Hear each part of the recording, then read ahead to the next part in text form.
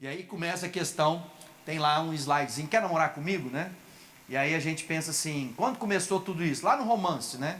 Quando a gente namorou. Na época a Fabiana ficou me rodeando, querendo namorar comigo. Aí ela... ela já tinha armado umas pra cima de mim. Tava de olho no rapaz aqui, bonitão.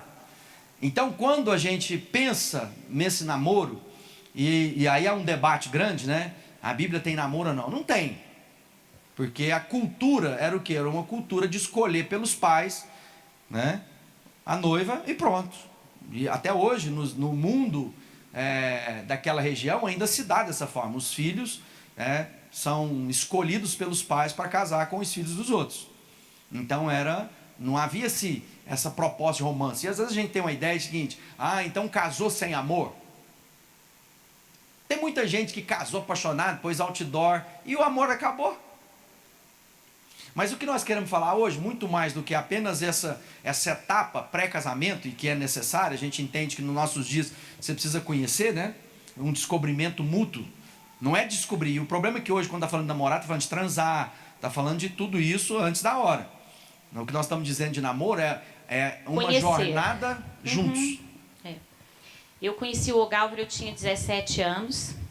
As minhas irmãs converteram, fruto da casa da Rita, da tia Regina. A Fernanda e a Flávia converteram e eu fui a última a converter. E aí para a igreja, minha mãe falou assim, eu participava da renovação carismática, sempre fui muito ligada à presença do Espírito Santo. E a minha mãe falou assim, minha filha, vai lá e vê o que está acontecendo na vida dessas meninas. Porque em você eu confio. Eu fui uma vez, eu fui duas, fui três. Aí ela viu o Ogálvaro, foi quatro, teve foi nada 5. disso, Ogálvaro. O Ogálvaro era amigo da Fernanda, né, Ritinha? O Ogálvaro era amigo da Fernanda, minha irmã mais velha. E quando eu cheguei lá, logo depois ele me convidou para jantar. E aí contei até para Fernanda, minha irmã falou assim, Fabiana, cuidado com esse Ogálvaro. Fernanda está de olho em mim. Certeza. Mas, enfim, né, comecei a participar de um pequeno grupo dentro da casa do Ogálvaro, com a Betânia e o Rubinho. E aí a gente foi conhecendo. Na época ele tinha namorada, a gente brinca isso, mas ele tinha namorada no pequeno grupo, tinha um pequeno grupo dentro da minha casa depois. Então, por várias vezes ele reunia, eu brinco assim, que ele reunia com a namorada dentro da minha casa, no sofá da minha casa. E eu passava e falava assim, olha gente, hoje não dá para participar porque eu tenho um compromisso, mas não vai faltar oportunidade. E um dia eu fui na igreja e falei para a Betânia assim, nossa, mas todo domingo o povo vai lá na frente e o pastor tem que orar com esse povo. Será que quando a gente toma uma decisão na vida não é uma vez só? Porque eu vou te falar, o dia que eu aceitar Jesus, eu vou lá na frente, é uma vez só. E comecei a participar do pequeno grupo e de fato foi dessa forma, né? Abri meu coração para tudo que Deus tinha e não tinha ideia daquilo que Deus tinha reservado, né? Com 19 anos nós casamos, mas o que eu quero dizer a respeito do namoro é que hoje muita coisa é dita a respeito do namoro. E muita coisa é taxada dentro do namoro, né? Eu tenho muito receio no meu coração com todas essas teorias de não ter o namoro.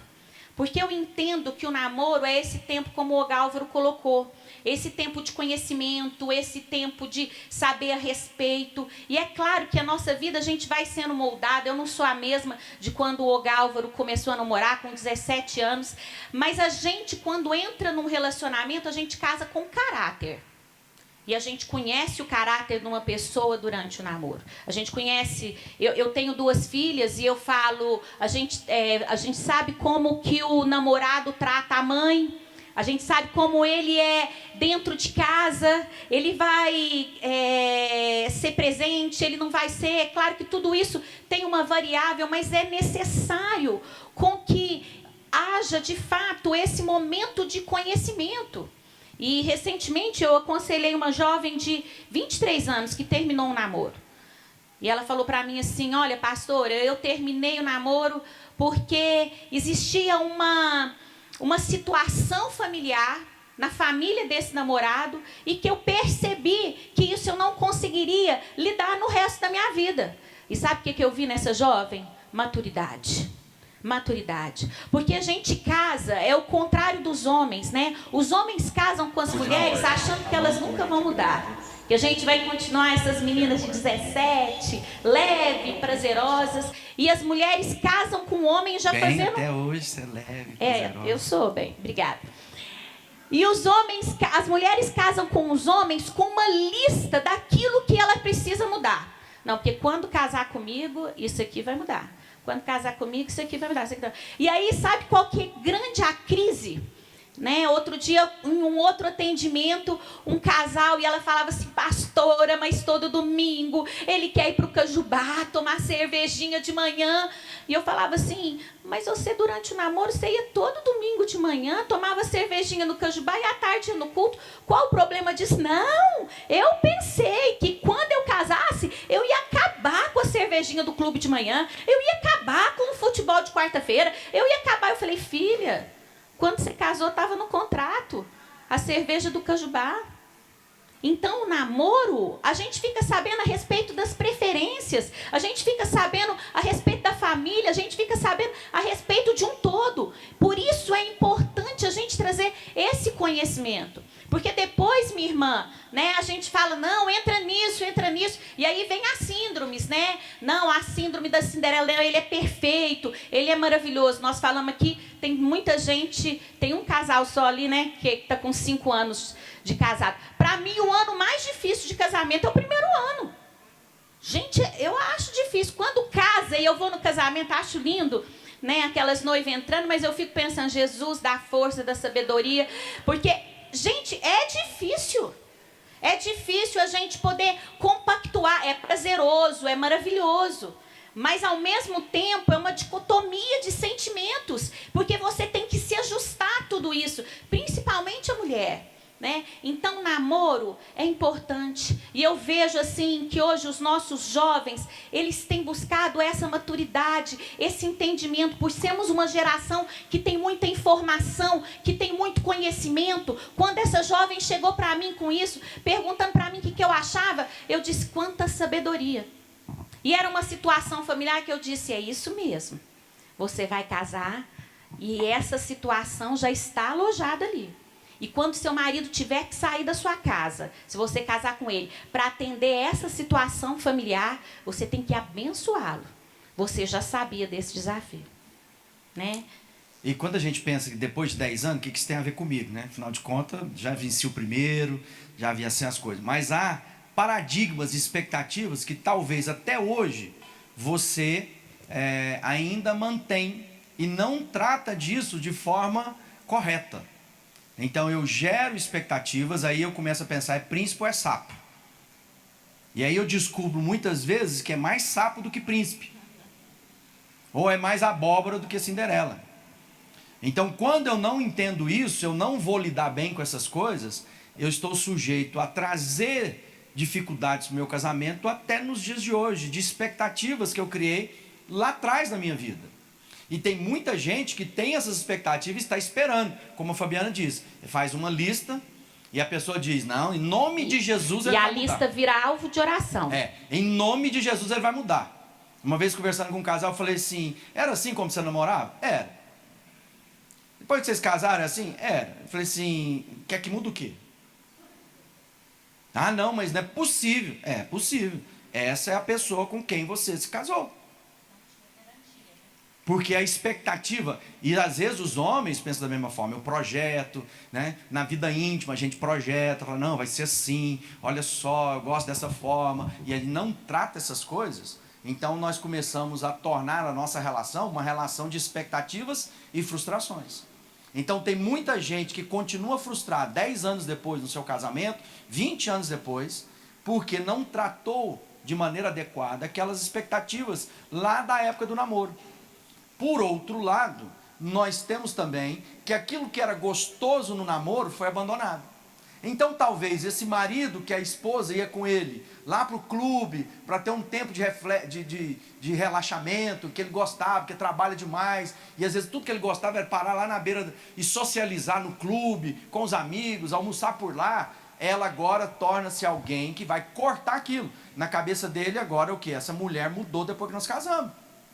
O único escape que às vezes ele teria como refrigério, tem gente que gosta de andar de moto, tem gente que gosta de sair para correr, tem gente que gosta de pedalar, né? E ao invés da gente ajudar, né, da gente motivar os nossos maridos, bem, você gosta mesmo? Vai lá assistir um jogo com coisa, vai lá, bem, pega bicicleta, vai lá nisso. A gente começa a cortar as fontes de escape, as fontes de livramento, as fontes de relaxamento. E aí fica dois pilhados dentro de casa. E aí a gente não tem mais namoro. É incrível ver, e você como pastor já percebeu isso, quando a gente vai num determinado lugar, você vai para um restaurante, você conhece quando é casadinho de pouco, quando é namoradinho e quando é casado de muito tempo. Se você olhar para as mesas, você é capaz de perceber. O namoradinho está lá, está olhando, está beijando, né? Põe comida na boca, que é a coisa, mastiga e troca na boca.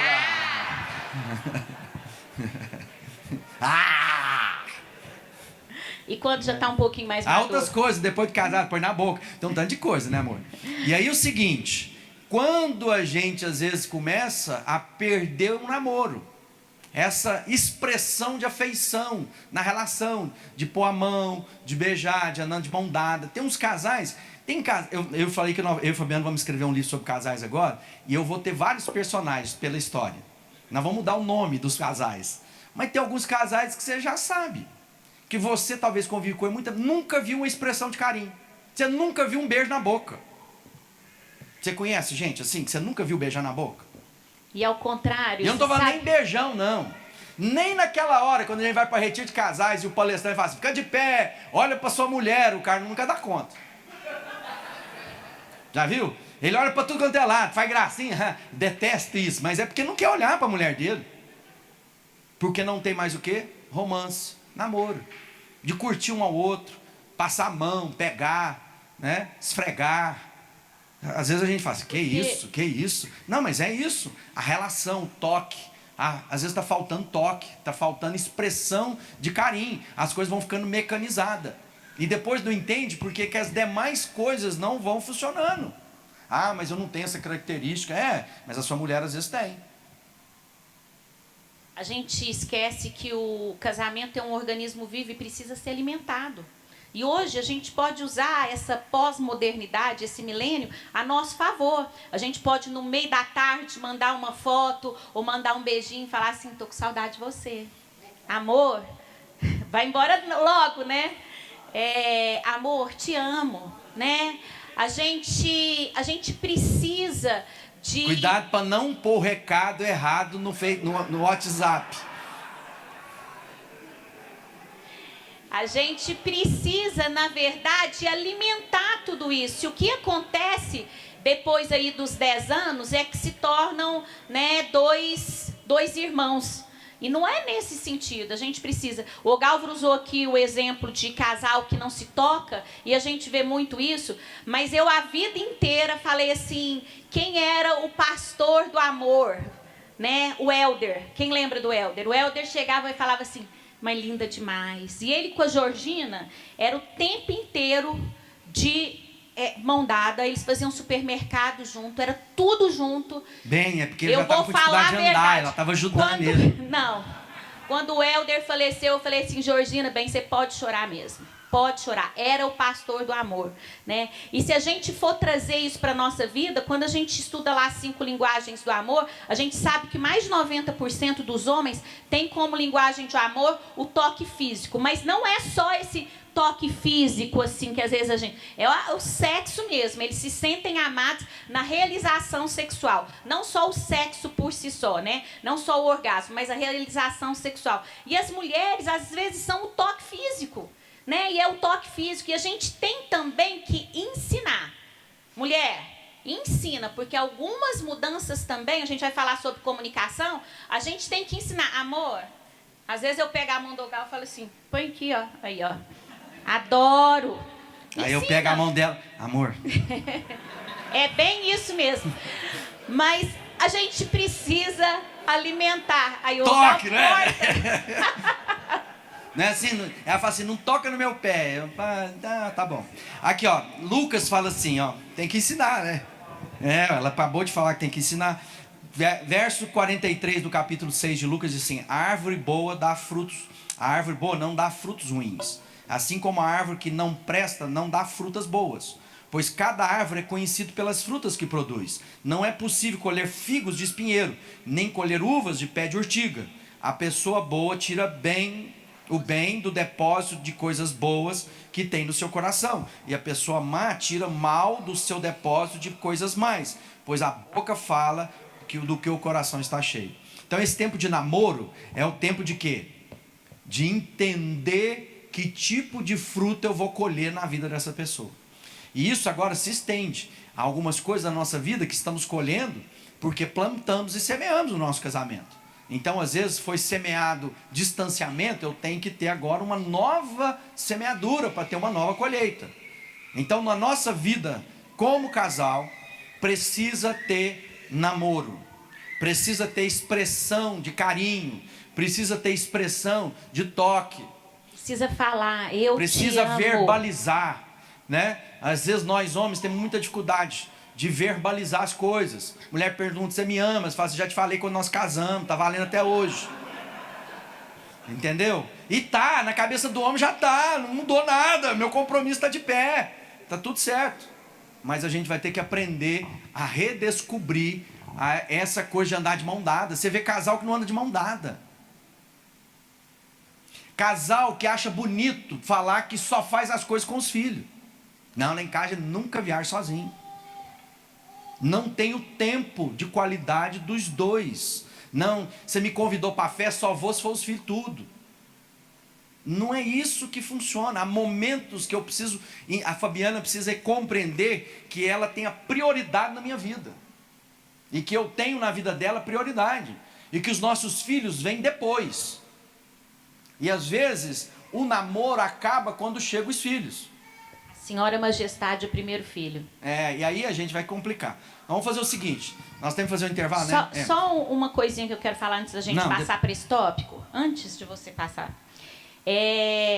A gente falou aqui a respeito de muitos anos, a respeito de expectativas do sapo e do príncipe, né? O que acontece que eu vejo assim, e eu falo muito isso lá para as minhas pastoras, né? Elas sabem que eu falo isso. As nossas expectativas são muito altas e a gente precisa diminuir as expectativas e a gente precisa ser o quê? Mais flexível.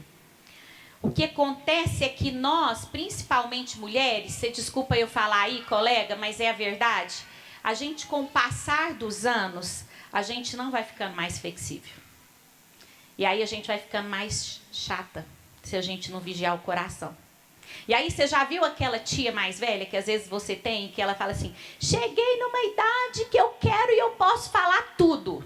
O que idade não significa maturidade, a gente sabe disso, né?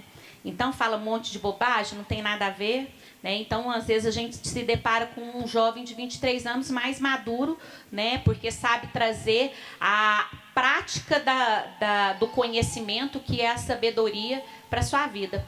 E aí nós precisamos, mulheres, rogo-vos, nós precisamos trabalhar isso muito no nosso coração. Porque eu vejo que à medida que os anos passam, e os anos não nos ajudam em nenhum aspecto, infelizmente. Os anos não nos ajudam, mas no nosso sentido de alma mesmo, a gente vai ficando cada vez mais inflexível. É assim porque é assim. Porque eu gosto assim, porque nós já conversamos isso, né? E na verdade... Ainda bem que você já sabe, né, mano? Hã? Não, nada. Não, eu só estou dando exemplo, que já me contaram. Então, nós precisamos trabalhar isso no nosso coração.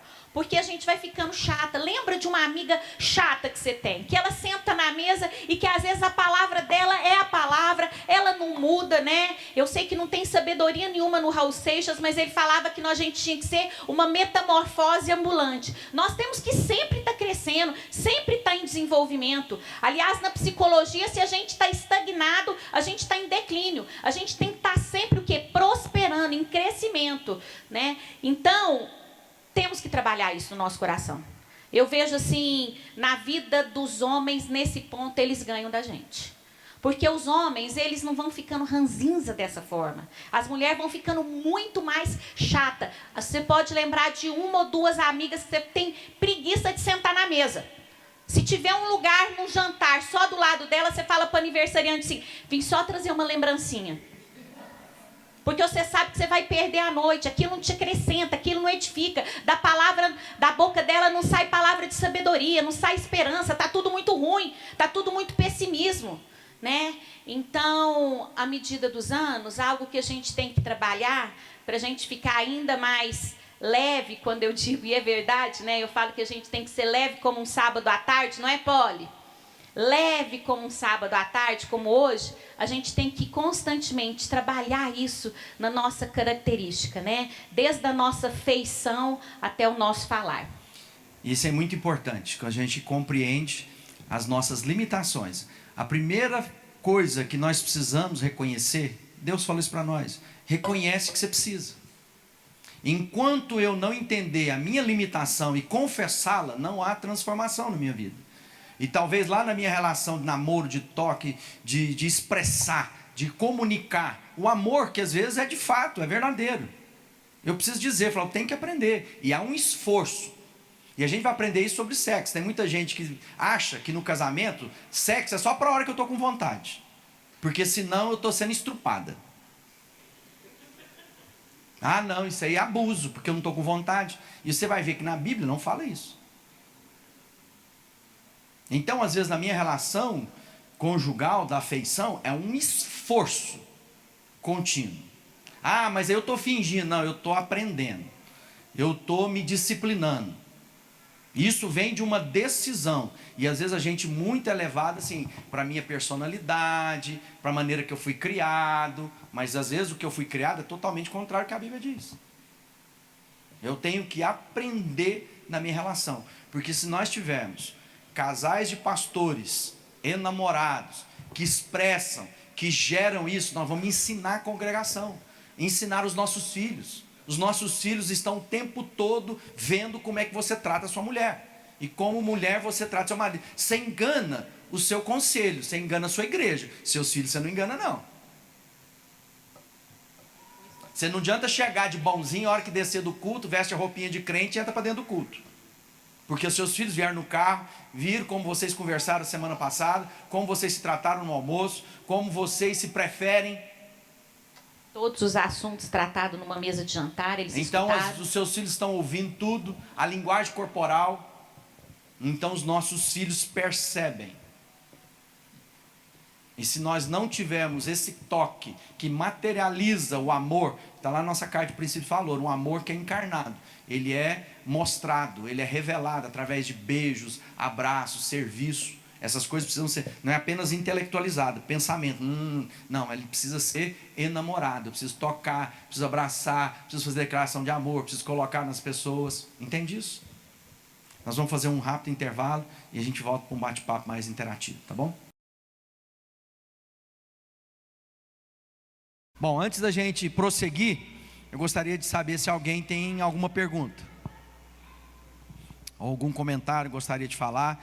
Seria interessante a gente ter um bate-papo mais interativo entre nós, de forma a tornar isso mais dinâmico. Nós temos aí alguns minutos pela frente, né? 50 minutos aí, antes do final da nossa reunião. Alguém?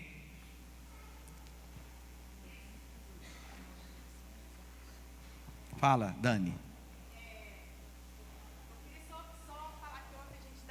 Eu encontrei uma amiga nossa e ela é recém-casada e ela é novinha. E até comentei com o Galvro aqui, ela falou assim, o neném dela nasceu, eles têm 26 dias, o neném tem 26 dias, só complementando como vocês terminaram aqui na reflexão. E ela falou assim, nossa, eu achei que eu amava meu marido até meu filho nascer. Olhei para ela e falei, Jesus, vamos ajudá-la. Está vendo o desafio? Que parece ser uma afirmação legal. Ó, conheço o amor na maternidade. Só que todas as vezes que eu não compreendo a principal relação da minha vida, eu não sou uma boa mãe ou um bom pai. A melhor forma de amar os nossos filhos é amando o nosso esposo, a nossa esposa, é dando a eles uma referência de segurança. Nada traz mais segurança na vida de um filho do que a relação dos seus pais. Então não adianta eu ficar lá babando em cima da criança e depois a criança não ter a segurança da relação dos pais. Então os filhos precisam ter a convicção que no final a responsabilidade maior de marido e mulher é com eles e não com os filhos. Ou seja, a minha relação com a Fabiana vem antes da minha relação com os meus filhos. Isso para a mãe é mais desafiador. E a gente tem que entender, mães, que a nossa maternidade não veio para duelar com o nosso casamento, de forma nenhuma. O que eu converso às vezes com um grupo de mães é o seguinte: a gente precisa nos policiar na questão do nosso esforço. E no sentido que a gente chega cansada, às vezes depois de um dia de trabalho grande, exaustivo, mas você prometeu levar o Juninho no circo. E aí você chega em casa morta, e aí o Juninho, mamãe, hoje é o circo. Você fala, vou tomar um banho e a gente vai para o circo. E você vai. E às vezes eu não vejo, sinceramente, a Dani diz que eu estou batendo nas mulheres.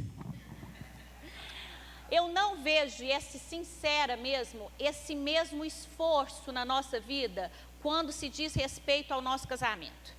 E aí eu chego cansada, na mesma condição, e o marido fala, amor, hoje as crianças estão com a mamãe e a gente vai sair os dois para o cinema. Amor, vou de jeito nenhum, quero tomar um banho, eu quero cair nessa cama, e eu não quero... Cair na cama para dormir. Porque se ainda fosse... para dormir. Fosse ainda assim, né? Vem, amor, eu vou te amar. Aí o marido fala, deixa esse cinema.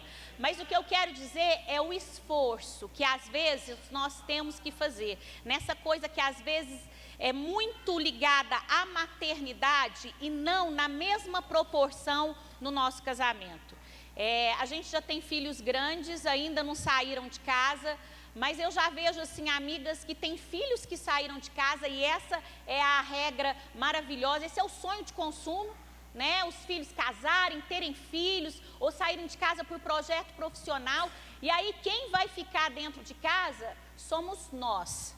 E o maior índice de separação justamente é nessa fase, né, que é dita como a fase do ninho vazio, porque se encontram dois estranhos dentro de casa.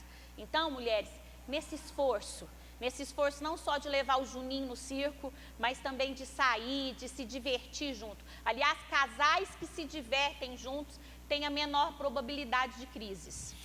Quando a gente pensa nessa relação, na ausência dos filhos, tem muitos casais que têm muita dificuldade dessa relação individual.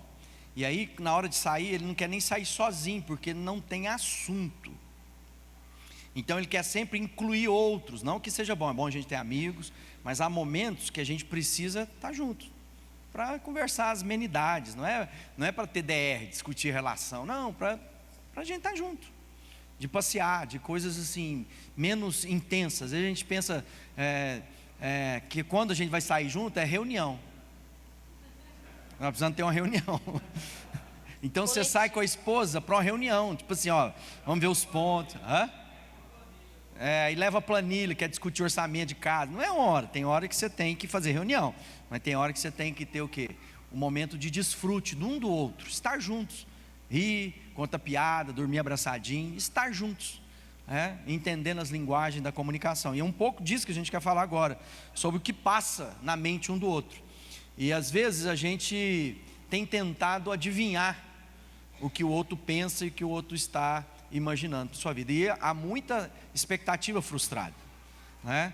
Já viu aquela história, né? Diz que o Gilberto estava contando ali que o cara chegou, mulher animada em casa, e chegou, estava animada, queria apimentar a relação, falou, bem, hoje eu trouxe uma corda para você me amarrar, para você fazer o que você quiser, E o cara, mesmo? É, mesmo. Aí disse que ele foi lá, amarrou a mulher, a hora que ela olhou, cadê ele? Ele falou assim, vou pescar.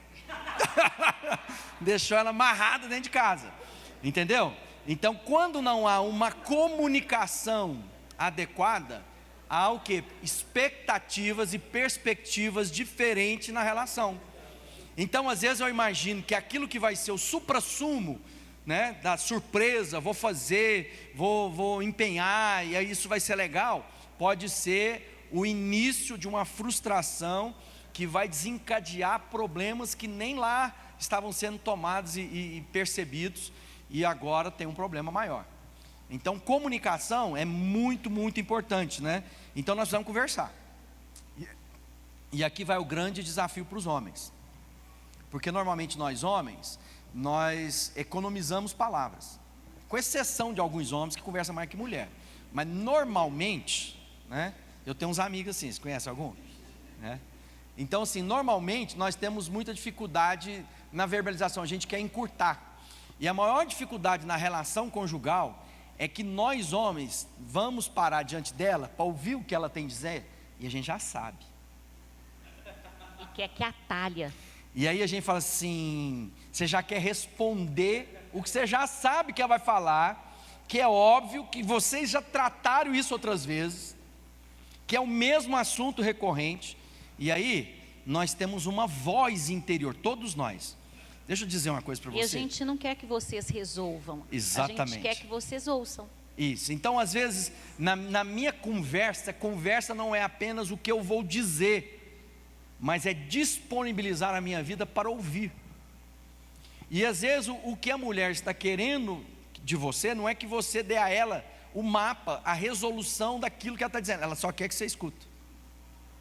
E aí para nós homens isso dá comichão, porque a gente já sabe, e aí a gente fala assim de novo, aí a voz interior está lá, lá vem ela de novo, mesmo problema, a mãe dela, que as irmãs, que esse problema lá, fictício, viu, irmãos? E aí tá lá, tá.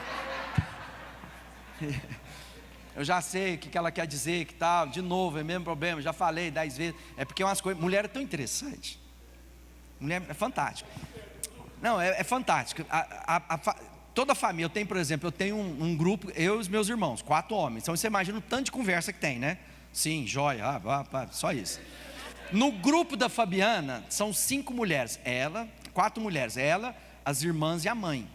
Elas mandam áudio uma para a outra dentro do grupo, fica escutando, uma fala 5 minutos, aí a outra responde no grupo 7 minutos, e às vezes eu estou andando de carro, a Fabiana está escutando isso do lado, fala, bem, está me dando coceira, porque elas acham legal falar tudo, não, porque hoje cheguei em casa, aí eu peguei o elevador, e aí vai contando aquilo, e aí fala assim, que é isso? E tudo que eles gostam de quê? Falar, conversar. Aí o que a gente tem? Impaciência profunda. E aí nós começamos a tentar o quê? Adivinhar o outro. Então nós começamos a pensar, homens, que nós não precisamos de conversa, porque eu já sei, então a gente vai adivinhando, a gente vai propondo.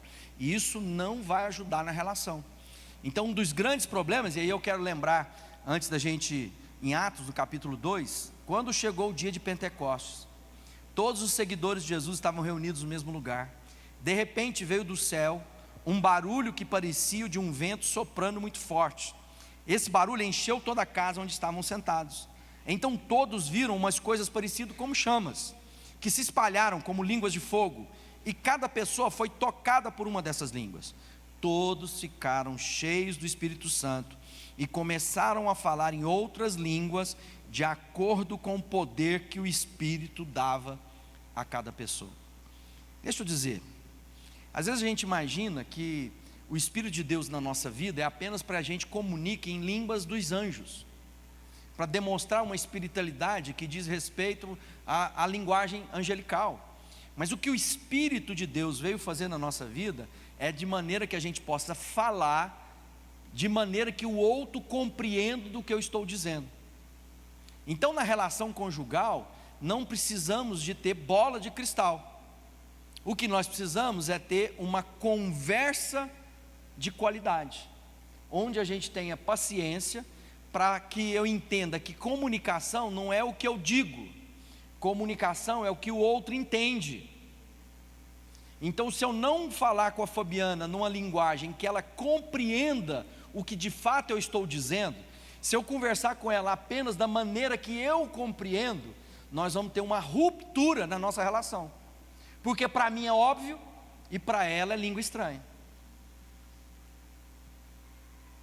Então, quando eu não entendo isso, e agora o nosso esforço individual não é apenas para falar a linguagem, mas também para trazer entendimento no que o outro diz. Porque às vezes as palavras no ouvido de cada um de nós soam de formas distintas. Então, lembre-se disso. Uma comunicação de qualidade não está apenas em dizer as palavras corretas, mas é comunicar da forma que o outro compreenda o que eu estou dizendo. Entende isso? Então muita gente está lá tentando o quê? Ter bola de cristal. Já viu aquela história assim, que ela falou um pouquinho do cinema, né? Vamos jantar? Aí, ao invés de conversar sobre o jantar, um fala assim para o outro: aonde você quiser. Pode ser. Aí o outro fala assim: então hoje é dia daquele hamburgão. Porque ela disse o quê? Onde você quiser. O que ela estava querendo dizer? Descubra o que eu quero. Vamos ver se você me conhece mesmo. Eu não gosto de hambúrguer.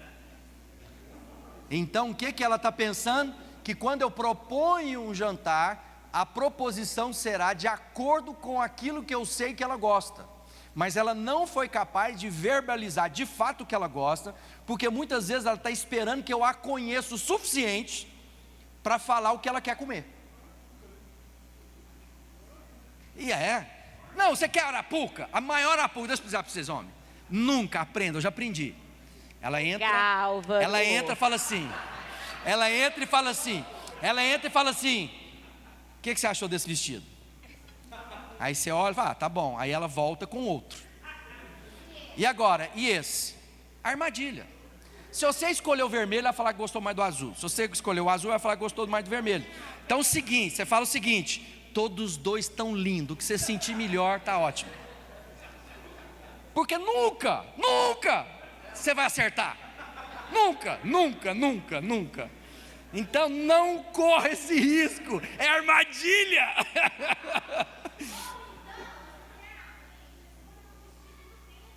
É isso, pronto, tá vendo? Comunicação. Mas no final, o que ela está querendo? Ela está querendo se expressar. Ela está querendo demonstrar. Tem um mais bonito que o outro. Por isso que é bom uma filha mulher. Filha, você acha qual sapato que está melhor? O bege ou o azul? Mãe, uma filha que fica grande é a melhor coisa. Mas o que o Ogalvo está querendo dizer? É uma relação que vai ficando cheia de milindre. Quando eu digo, tanto faz. Por mim, pode escolher. Aí ele fala: então nós vamos comer um hambúrguer. Eu particularmente não como hambúrguer. E aí eu vou comer um hambúrguer, fico o dia inteiro ou a noite inteira, perco a noite emburrada, porque a nossa comunicação não foi transparente, não foi sincera. Amor, eu não gosto de hambúrguer, vamos num lugar que nós dois comemos alguma coisa para satisfazer os dois? Então vamos. Né? E a gente fica tentando testar. Igual o dia de aniversário de casamento, data importante. Né? Ao invés da gente dizer: olha, o nosso aniversário de casamento, se o marido tem dificuldade com data, é terça-feira, o que nós vamos fazer? E juntos, né? Mas parece que a gente às vezes fica querendo armar mesmo essa arapuca, porque aí se ele esquecer, eu vou ter essa promissória na mão, e aí na hora que eu tiver essa promissória, qualquer situação, está me devendo. Nem do nosso casamento você lembra. Então o que é isso? Falta de transparência. E quando a gente fala de comunicação transparente, comunicação clara, não é ser tagarela, não é falar demais, porque nós mulheres falamos o dobro dos homens durante o dia. No mínimo. E eu gosto muito de Provérbios 17, que fala assim, até o tolo, quando se cala, é sábio. E aí o homem usa isso para ficar mais calado ainda. Aí ele fala assim: sou sábio. Não, você é tolo. Por isso que precisamos de espírito de moderação.